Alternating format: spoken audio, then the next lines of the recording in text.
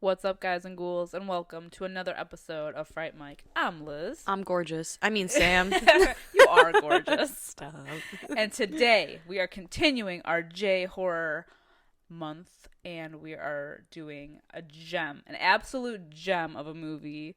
And it might not be as well known as like Ringu or some others, but this one is one that you definitely want to check out if you have not. We are talking about House from 1977, not to be confused with the House from The 80s. Yeah, this one came before it. And it's so good. Highly, highly recommend. So good that it has a 7.3 out of 10 on IMDb. And a 91% on whatever. Rotten Tomatoes. And if that doesn't sell you... I was going to say whopping tomatoes. Oh, God. Oh, boy. And if that doesn't sell you, we're going to sell it for you this whole episode. Amen. Because goddamn. Coming at you hot. What a fun movie. How can you hate something with the main character's name being gorgeous? Everyone's name is so fun in this movie. We have gorgeous, fantasy, melody, kung fu, I love Mac. Kung Fu. I mean, this movie's just so fun. It's a real, like it to me, all the girls felt so like Sailor Moon-ish, but obviously this came so far before Sailor Moon, but it's still like I couldn't, like, it's just a group of girls that all kind of like have their own thing, and they're all just so cute, and I love them, and I know you've been telling me to watch this movie for months. And so I'm happy that I was not forced, because that sounds bad, but like, you know, forced to watch it for encouraged to watch it. And then we were doing it for this theme because my goodness, it's such a fun movie. It's such a bizarre movie.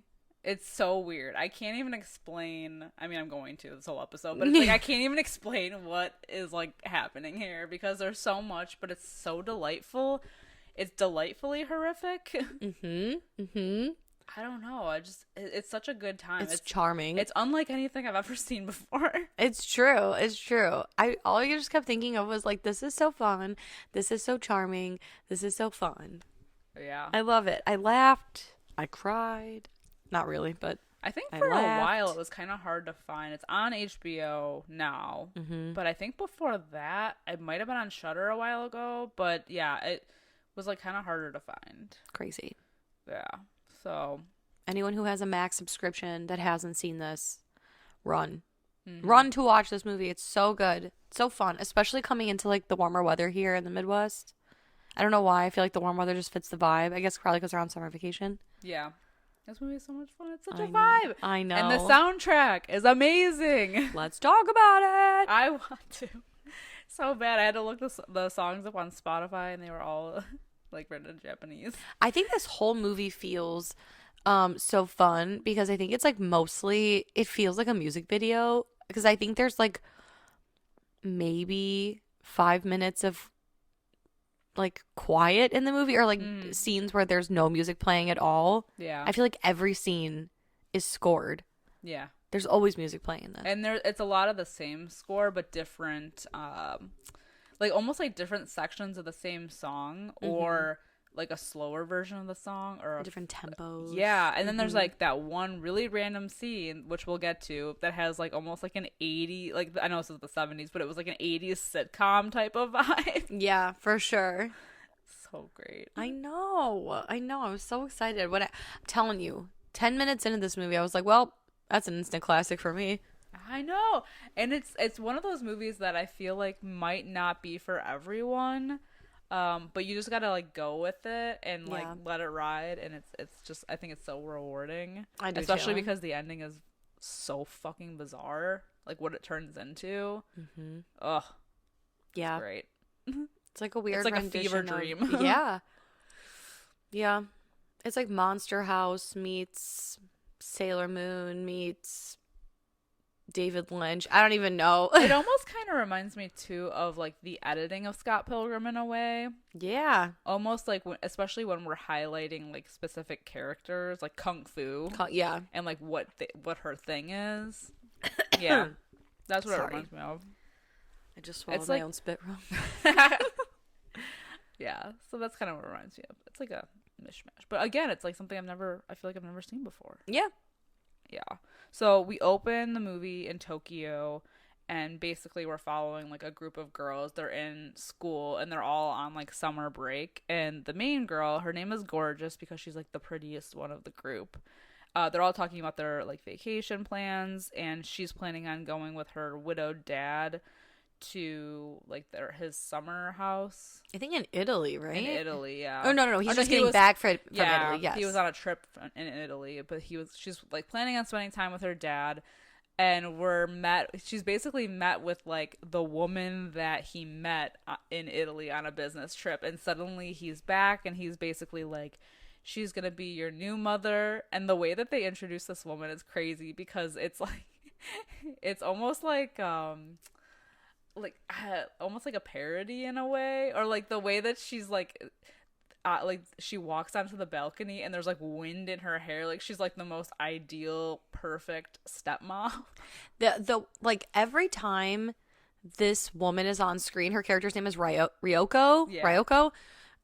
Every time she's on screen, it's like they have 8 fans blowing on her because her like hair is blowing, and she's always got like scarves on and they're blowing, and she's just supposed to be like so elegant and breezy, almost angelic too. Yes, there's like a fuzzy filter over it. Reminds me so much of Not Another Teen Movie when they're making fun of like the Jennifer Love Hewitt character, and she Can't Hardly Wait. Yeah. You know, like the slow-mo entrance kind of thing. Mm-hmm. And they're like, we can't move until she starts moving. That's what this reminds me of every time she's on screen. Yeah. Yeah. And he's like, this is, yeah, like you said, it's going to be your new mom. And, you know, we're all going to hang out. And Gorgeous is like, man, fuck you. Oh, yeah. She's like, I want no part of that. She runs off. She goes and writes to her aunt. Her mom's sister. Yeah. Who she hardly even knows, basically saying like, can I stay with you? Mm-hmm. Because I don't want to go with him. And the aunt writes back, like, yes, you can come and stay with me. I'm so excited for you, Gorgeous, you to come stay with me. And so Gorgeous is like, sweet. I'm going to bring all 7 of my friends and not say anything. Yeah. It's insane. So, like, all of her friends, Gorgeous and her friends, they go, including their teacher? Yeah, I don't know what's up with that. I don't know. They all kind of have a crush on him, especially this, like, one specific girl who, like, was really crushing on him hard. That's fantasy, right? Yeah, and when the girls find out that, like, they can go on the trip, they, like, invite him to go, too. And he's like, oh, I'll meet up with you later. It's a little weird. Yeah. Yeah, he's like so much older. Yeah, whatever. It's a little weird. I just love the set of like them traveling. Because like they get on the train together, or like the bus or whatever, and like the cat is there to greet them. It's like the aunt's cat, and like the way that like the shot looks when they get dropped off on the bus, it almost looks like a Wes Anderson movie. Yeah, kind of like where it like looks like it's on a stage. Absolutely. And like a play almost. And then they get to like, they're like walking through the town, and they meet that guy who like sells watermelons at that like food stand or whatever. But everything just looks like it has like a cool backdrop. The way everything is edited, it's like the zoom cam, and everything looks so ethereal and like dreamlike. I don't know, it's like the way that this whole movie looks is like crazy. I love too, so like when they're on the train to the aunt's house, they're kind of asking, like her friends are asking her about like, oh, her aunt, what's she like? And Gorgeous starts to tell them like a very brief story about like her aunt who like she was going to get married to this guy, but he got called off to World War II and he never came home, blah, blah, blah. And we see on the screen a flashback, but it's almost like the girls are also watching the flashback because they're making comments and they're like, oh, he's cute. Oh, no. Oh, look, she looks so sad. You know, so it's like. Yeah, like they're commenting on like a video. Like, yeah. Even the kid that's on the train, like he's coloring in that book and the book looks like the scenery around them. Yeah. So it's almost like he's creating a story and then she's telling a story and they're watching it, quote unquote. Yeah. Like, it's so cool. It's really fun. Oh, and also, yeah, the cat that shows up at Gorgeous's house right before the trip is this like furry, long-haired white cat, and the cat's name is Blanche. And the cat just kind of appears, but the cat's also going on the trip with them. Yeah. Very important. Yeah. Yeah, so they get off of the train, and that's when they run into the watermelon guy, and he's like very ominous. Yeah. He's almost like a harbinger of doom, I guess, in a way. True. Yeah, because they get off the train and they're like, where do we go? And they're looking for just like a giant mansion. And so they roll up on this guy's watermelon stand, and Mac, who's like, you know, so all of these friends play into different roles. Like Kung Fu is the really athletic one, and Fantasy is the one who's always like daydreaming, and Gorgeous is the pretty one. Melody is the musical one. Then there's Prof, which I think is like probably Professor. She's the brains. And then Mac, who unfortunately is like the fat friend who's always hungry. Yeah. And when they stop at the watermelon stand, she's like, oh, we gotta get this watermelon. We gotta get the watermelon. So they grab a watermelon, and then the guy's like, oh, you're looking for the mansion? Yeah, it's up there. And so they have to go on this hike. But I also forgot, there's like an important line when they're on the train. They say something about, like, oh, something about opening a door and only someone can close it. Hold on. Oh, any cat can open a door, only a witch can close it. Which they say on the train because they're talking about Blanche. And I just thought, like, that's such a weird line. I better write that down because now throughout the, like, later on in the movie, we get why. So I didn't even catch that. Interesting. Yeah. So I just wanted to mention that for later on. It's like a little premonition. I know.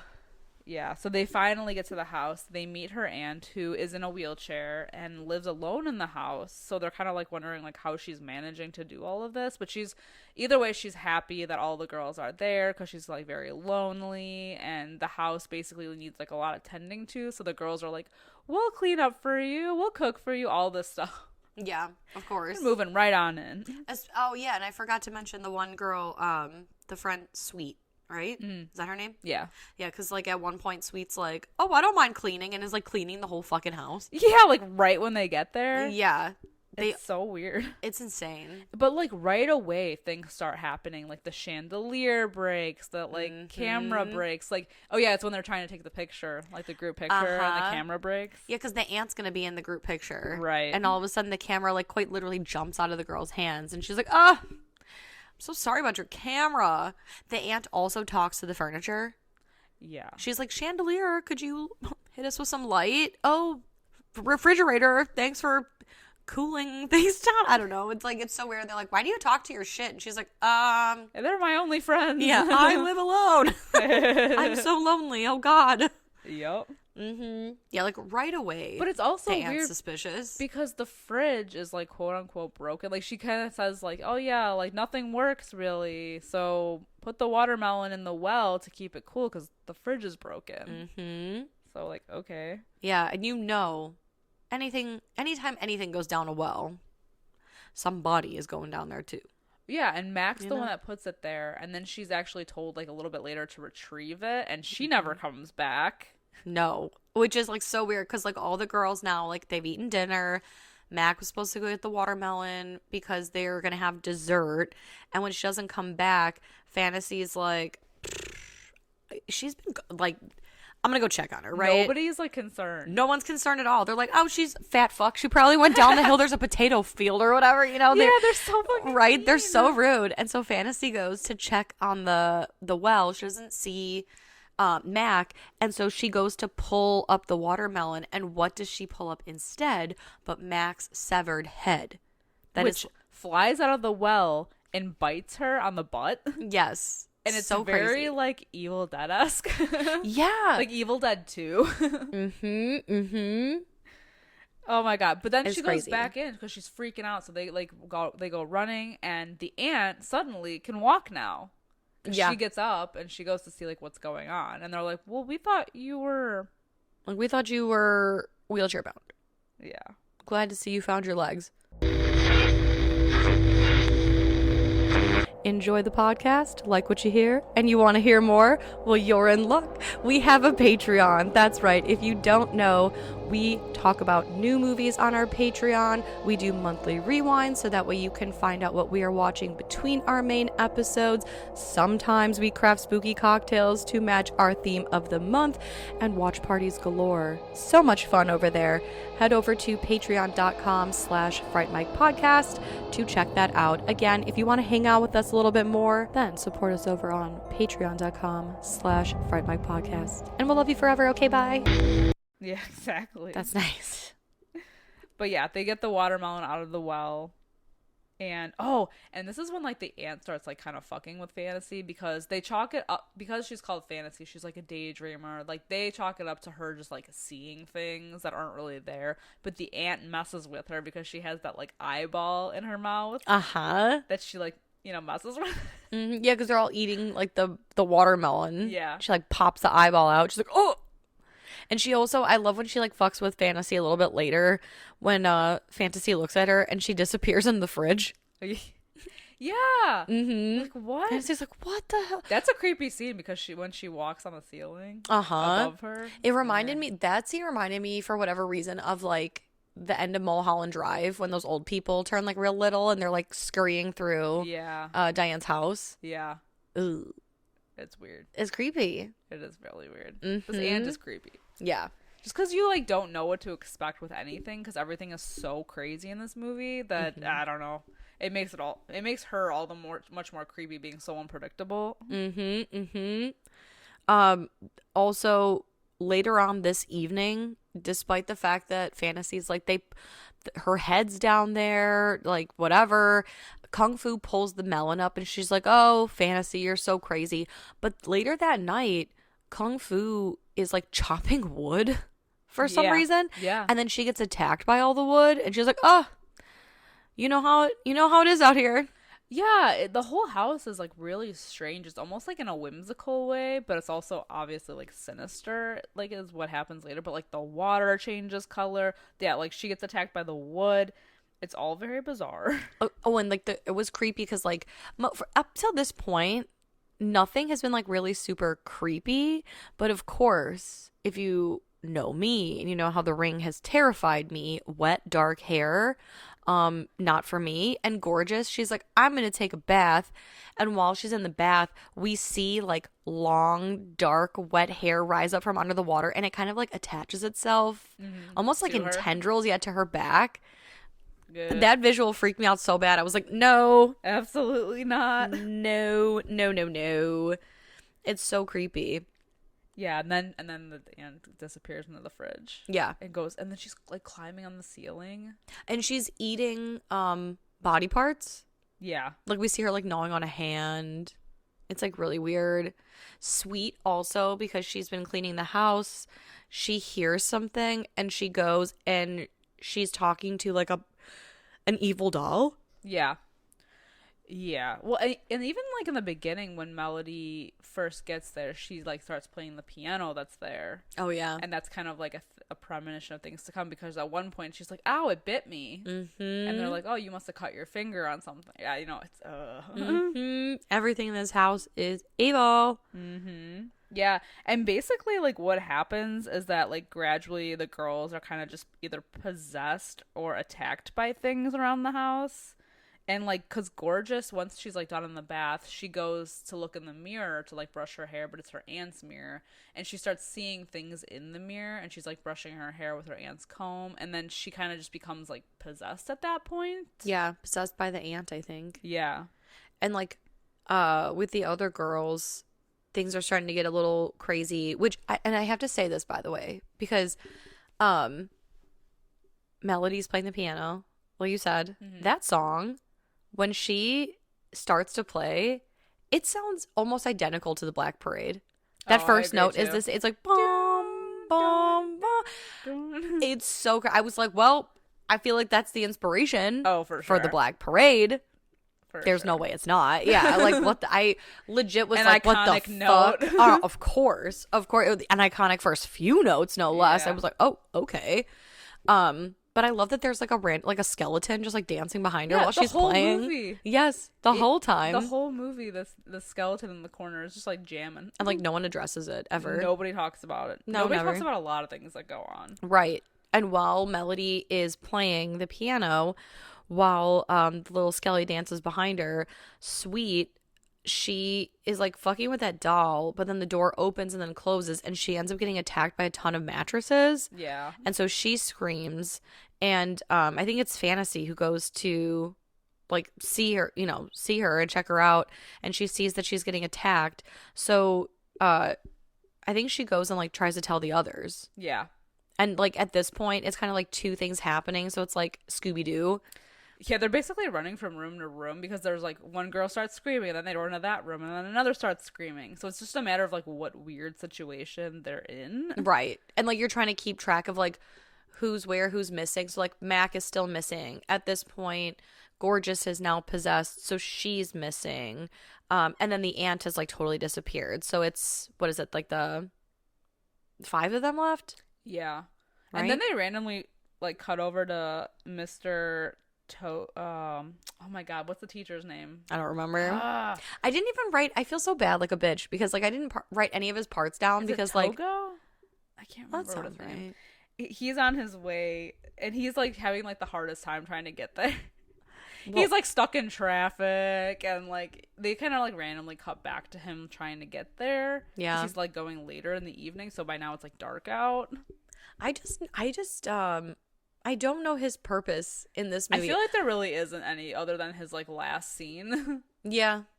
I feel 'Cause that I I didn't think- write any of his stuff down. Because I think like in the end like they were hoping that maybe he would be like he would rescue them because they knew he was on his way, because by the time that Gorgeous comes back downstairs she's like fully possessed. They don't know that yet, so they're like, you know, weird shit's going on, like let's call the police. So like Gorgeous like fake calls and she's like, oh, it's not, you know, it's not ringing, it's not working. Right. So she's like, well, I'll go look for the police myself. So I'll walk there and like you guys stay there. And that's when they get like trapped in the house. Like all of the doors and the windows, like they have like shutters on, like purge style shutters. And they're basically like trapped in this house. So now like their only hope is like, well, maybe the teacher will come and like rescue us. Right. Or maybe Gorgeous will come back. But they don't really know what's Right. up with her. And this is like the whole thing coming back to that quote from the train where they said any cat can any cat can open a door, only a witch can close it. So when they first arrive at the aunt's house, they don't know how to get in. They're banging on the gate, and then all of a sudden Blanche just pushes the door open, which is a cat. But then when Gorgeous, who's now possessed by the aunt, leaves, only a witch can close the door, which means that the rest of the people are locked inside because the rest of them are not witches. Right. Very interesting. And this is when they start finding the weird shit. So they find that jar, and inside the jar is like a human hand, but also Mac's ribbon that was in her hair is in the jar. So they know. And then they see Sweet because they go to check on Sweet. So like that Scooby-Doo scene, it's basically like Melody tells like Kung Fu and Professor that she was bitten by the piano, but then Fantasy comes in and is like, oh my god, I saw Sweet getting attacked by mattresses. So then I forget who goes with, maybe Kung Fu goes with, and Professor stays with Melody. I think one of them goes with Fantasy to check on Sweet, and she's totally gone. But as they're like going through everything, they find all of her clothes, including her underwear, but then they find a naked doll. And so like I think like I don't know, She got eaten by the mattress. right? Yeah, you're like, what the fuck? I almost thought she like became the doll until we I thought see that later, too. right? Yeah. And then it's like I love this scene because then we hear, I guess Melody was left by herself, but then we hear Melody scream, and Kung Fu and Professor are like, "Will you go check on her while we like look, in here?" And so she goes, and it's like a really funny scene because it's set up to be really creepy because Fantasy's looking for Melody, and she's like, where the hell are you? And you hear a door open, and you just see like the hand kind of motioning, and you're like, oh shit, Fantasy's gonna get got. And then as she goes, Melody's like, my stomach hurts, and there's no toilet paper in here. Like, can you help me out? But yeah, so like later on when they're finding all this weird shit, one of the things they see is like there's an old grandfather clock, which the girls have heard, Yeah. but they couldn't find it. And inside like the face of the clock, they see Sweet, Yeah. like trapped inside of it. It's really like trippy. And it's like leaking. Yeah, it's leaking like blood or Yeah, I don't know. Sludge? it's like leaking something. Mm-hmm. Oh, but what happens to Melody is so great. Oh yeah. It's like one of the best scenes in the movie. So she goes back, and by now, like, Melody's kind of like either like in a trance or like possessed or something. So she's playing the piano again, and it basically like her fingers start falling off, and like, but the fingers are still playing on the piano, and she's like, "What the hell is going on?" Like, whatever. Next thing you know, the piano eats her. Yeah. And it's like still playing while it's eating her. It's crazy because it like bites. I think it bites her fingers off. Yeah. And she's like, oh shit, I have no fingertips. And I think Fantasy's around for this. Yeah, she sees the whole thing go down. Yeah, because at this point, they hear Gorgeous singing upstairs. And so Professor and Kung Fu go to check it out. I think that's like right around the time they find like the grandfather clock and like all that stuff. And then they find the diary too upstairs. Yes. And now this is, I think, like when the twist finally happens, right? Because they're like, what is this? And Gorgeous is like, oh, it's my aunt's diary. We get more of like a backstory of the aunt and, you know, the man, like her fiance, and they were supposed to get married, but then he got called off to World War II, and she said that she would wait for him in this house until he returned, and he never returned. And in a surprise twist, the aunt died. Shocking. I know. She died, and she's been feeding on the souls of like young single girls. women. Yeah, girls. That's so fucked. I know. But they even say, because like earlier in the movie, the aunt was like, oh yeah, I used to teach piano to all the young girls, but there are no young girls left. And so you just think like, oh, they all moved away or, you know, whatever, because it's a kind of like dead area. And that's why the watermelon guy was being so ominous, because he's like, oh shit, she got the pick of the litter with like 7 girls going up there. Damn, it's a full buffet. It's a full buffet. Oh shit. Yeah, oh my god, these poor friends. Yeah, so then they're like, well, maybe the only way to defeat her is to read her diary. So they start reading her diary, but they're like running through the house, like trying to escape all these things that are happening. Next thing you know, Gorgeous's head like blows, like it's like blown up, not like exploding, but like it's like a huge, I don't know, it's like a huge head. Yeah, it's like a huge image of her head. Yeah. That like just appears in front of them. And yeah, that's when she kind of reveals like the aunt's been dead all this time, but her body lives on to eat all these like unmarried girls. And then they start just getting attacked by like all the household objects of the house. Yeah. As they're like running for their lives, but they're still trapped there. Yeah, they can't get out. It's crazy. It's funny because like Kung Fu, she gets attacked and basically eaten by a light fixture, but her legs her leg like flies off and it's still kicking. Yes, and it manages to kick, what is it, the photo of Blanche? It's a painting of Blanche. There are so many paintings of this cat in the house, and when it kicks the painting of Blanche, it like spews blood. Yeah, and I think it like, I don't know, because I took it as like that it kills Blanche.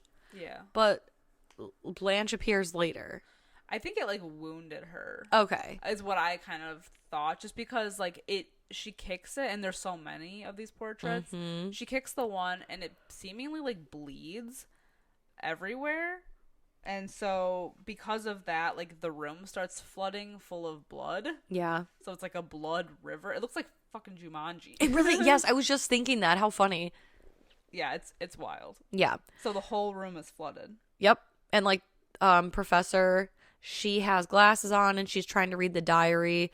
But she unfortunately gets pulled into the pool of blood by like, it looks like a can with teeth. Yeah. I don't know, because I think she drops her glasses in the blood and she's like, oh, fuck. My glasses. Yeah, I can't see without my glasses. And then we get that weird, like really weird brief shot of Mr. Togo, who does make it to the watermelon stand, but after like talking to the watermelon guy, he like gets back into his car and is turned into a bunch of watermelons. Yeah. What the fuck? Makes you think that like anybody who has gone by, like it's like a rest stop, a cursed rest stop. True. That all those watermelons are people. All those watermelons are people. They were eating. Oh, that's why the watermelon was an eyeball. I bet. When the ant was eating it. I bet. Ew. I bet. Oh man. Yeah. So at this point. Yeah. When Professor gets in the water, she basically like dissolves. Yeah. If anyone has ever played that game, Way of the Warrior, for the 3DO. I don't know if anyone out there even knows what the hell I'm talking about, but there's like a lava level, and at the end, if you kick the person into the lava, a little skeleton comes back out and like flies like towards Mortal the Kombat. Yeah. In the acid. Way of the Warrior was basically like a knockoff Mortal Kombat. Incredible. Yeah. That was amazing. Before its time, man. Yeah. Or after its time. No, I don't know. I don't know which came first. I mean, probably Mortal Kombat, right? Honestly, I don't know. Oh, I was so young. Interesting. Yeah. Huh. I would assume Mortal Kombat. It's been around forever. It has. But the 3DO I played when I was little. That's such an ancient... You know what? It's not about the 3DO. Let's... You know what? It's not about that. Oh, man. What an iconic game, though. Both Way of the Warrior and Mortal Kombat. I will beat anybody at arcade Mortal Kombat. Oh, you heard it here first. I heard it here first. I even beat you, and you were good. You were probably better than all of our friends combined. Oh, thanks, man. When they played me. Oh, shit. Because I smoked everybody else. Yeah, that's true. That's true. Let's go. It's all about that fucking button mash. Button mash all day. Button mash That's the day the I thing. die. They sit there and they try to figure out like the moves. And I'm Combos. just like up punch. Right. Every time. Uppercut, body slam, block. Every time. Yeah. I'm a big fan of the low high kick. Ooh, you know? See, I do the high kick. Yeah. Get them down. True. And then crouch. You got to sweep the leg. Always sweep the leg. Always sweep the leg. Never misses. And then when you get a combo in there, you're like, I meant that. Yeah. Yeah. And I meant button it. Mashing paid off. Yeah. You're like, ooh. I know. Now don't ask me to do it again. Right. Yeah. I could never do it again. Never. Oh, man. Incredible work. I know. But so much fun. Speaking of incredible work, fantasy. She's fantasy. Managed to survive to the end. All of this house of horrors. All of this house of horrors. She survives to the end. She sees gorgeous, which, I said gorgeous in quotes because it's the aunt, right? Yeah. And she's wearing her wedding gown. And she's like on the stairs. And so fantasy kind of paddles over to her. And this is like real weird because Gorgeous's like boob pops out while she's cradling fantasy. And I feel like it's very nurturer. Yeah. Motherly. Motherly. Yeah. And we really don't know whatever happens to fantasy. She just kind of like passes out. No. Yeah. Because the last shot that we see on the stairs is the reflection of the aunt in like the blood water. Yeah. With Gorgeous's face. Mm-hmm. So now Gorgeous is dead. She is no more. It's the body of Gorgeous, but the spirit of the aunt lives on. Very Skeleton Key-esque. Love that. Yeah. We love a twist. I know. Next morning, though. I guess I shouldn't say that. It's not over yet. Should I say that? What? About Skeleton Key? Okay, but Skeleton Key's been out for like ever. True. Spoilers. Yeah, I don't feel bad. Yeah, I don't feel bad about that. Okay. Yeah. Sorry, continue. Anyway, next morning. It's not over yet. The horror is not over yet. Because Ryoko, if you remember from the beginning, the stepmom, who's not really evil. She's just, not at all. She's like super nice. I guess we should probably mention that in the beginning of the movie when Gorgeous is basically like, fuck the both of you, I'm going to my aunt's. Yeah. Ryoko was like, I really want us to work out as like a family. I really want her to like me. So I guess I'm going to go drive up there. I'll meet up with them the next day. So she's here. She pulls up because she's meeting them, like as she said she was going to that day, and she sees Gorgeous in like a kimono, like a traditional kimono. It's the white one, right? The wedding gown one? The wedding gown. Mm-hmm.